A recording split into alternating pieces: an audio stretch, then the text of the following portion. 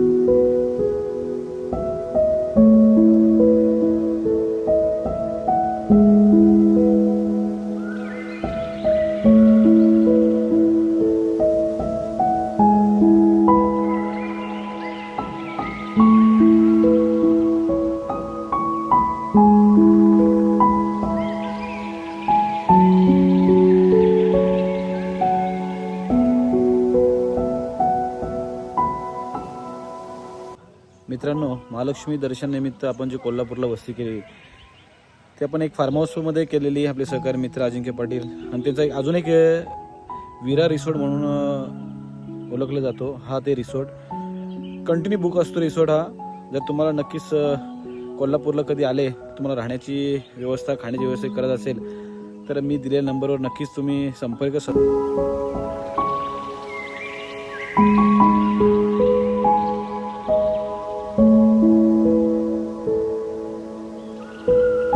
आता कोल्हापूरच्या छत्रपती शाहू महाराज यांच्या पॅलेसमध्ये। चला त्यांच्या वास्तू आपण काही पाहणार आहोत, काही माहिती जाणून घेणार आहोत। चला तर आपण शाहू पॅलेसमध्ये जाऊ।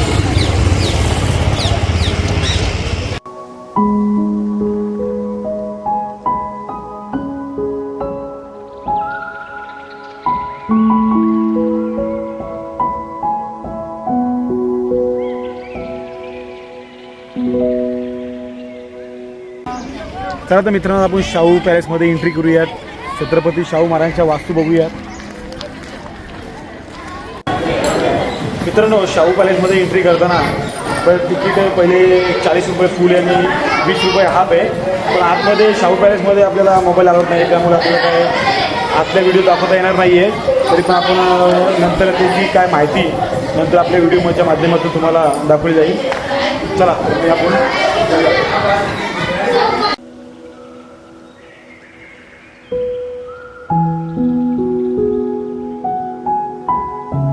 मित्रांनो, शाहू पॅलेसमध्ये आपण एंट्री केली।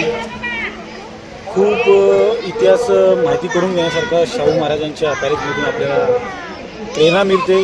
खूप प्राणी महाराजांनी मारलेले, त्यांचे अवशेष इथं ठेवलेले, महाराजांनी वापरलेले हत्यारं जे लंडनहून स्वतःहून त्यांनी ऑर्डर करून बंदुके मागवलेल्या, तलवारी मागवलेल्या, त्या जशा तशा आपल्याला ह्या पॅलेसमध्ये पाहायला मिळतात। म्हणजे महाराजांच्या काळातील इतिहास ह्या इथून आपल्याला एक ऊर्जा मिळते।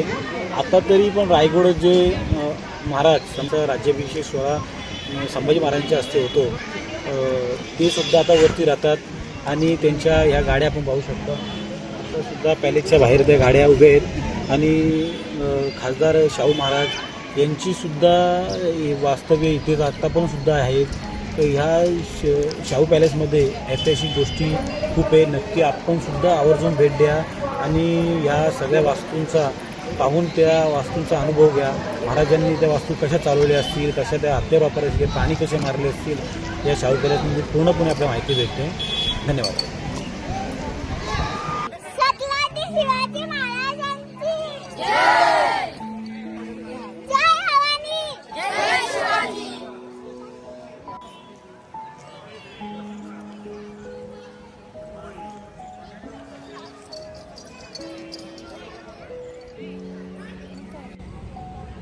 मित्रांनो, शाहू पॅलेसमधून आल्यानंतर आमची मंडळी लागली सगळी भोजनाच्या तयारीला। आज स्पेशल पनीरची भाजी आहे। चला तर पनीरची भाजी आता जेवून घेऊया आपण आणि निघूया आपण कोल्हापूरच्या महालक्ष्मीच्या दर्शनाला.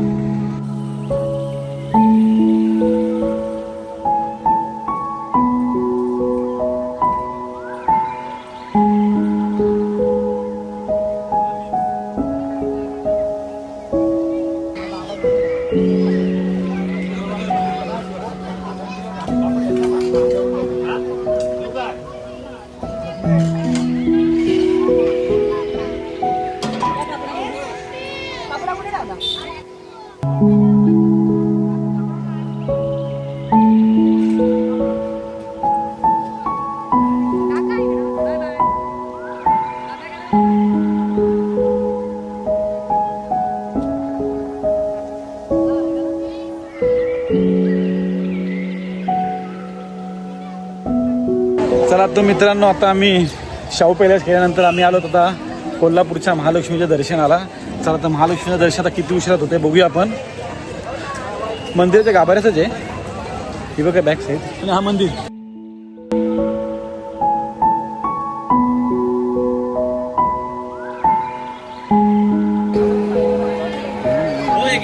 चप्पल ठेवायचा.